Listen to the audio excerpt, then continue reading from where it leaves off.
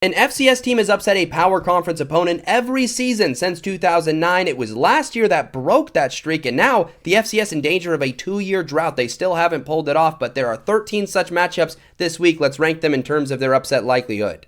Coming in at 13 through 11, Northwestern State, a terrible FCS team. They will not have a chance versus Cincinnati. Cincinnati likely to blow the doors off on them. Northwestern State literally quit in like the fourth quarter against Minnesota, down 66-0. Samford, also not very good. They head down the road to play a Baylor team that's thrown for like 400 yards each of the last 2 games. They should torch that defense. And Nebraska, they just destroyed Akron like 68-0. They should take care of their business versus Houston Christian, a Houston Christian team that's not very good either.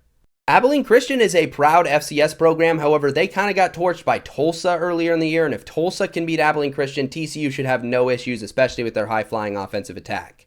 Villanova is the 11th ranked FCS team in the country, and Penn State's coming off of an uninspiring performance versus FIU, kind of a similar tier of opponent almost, but Penn State should be fine. They're obviously extremely talented. Not a lot of scenarios where Villanova could pull off the shocker.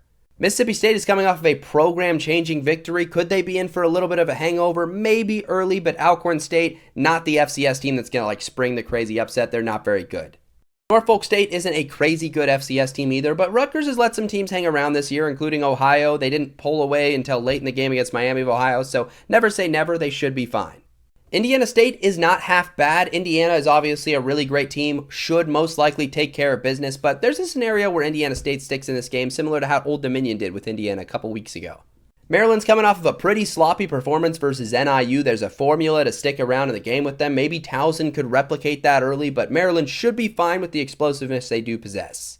Syracuse almost got popped with an upset loss to UConn last week. They haven't looked great thus far. Maybe there's some buzz there for Colgate. Virginia's coming off of a tough shootout loss to NC State. They're back home against William & Mary. William & Mary, not a bad team at all. They can get out and run as well. So if Virginia's defense continues to not look great, they could get caught in a shootout and could be in some danger here.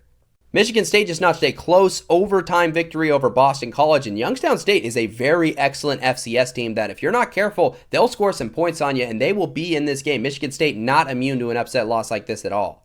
But at number 1, it's got to be Richmond at North Carolina. Richmond's a not terrible FCS team playing against a North Carolina team that has flashed some pretty terrible things this year. Only a 20-3 win against a Charlotte team that's been largely uninspiring. There's a scenario where Richmond is in this game, and Richmond's the first FCS team to pull off a power conference upset this year.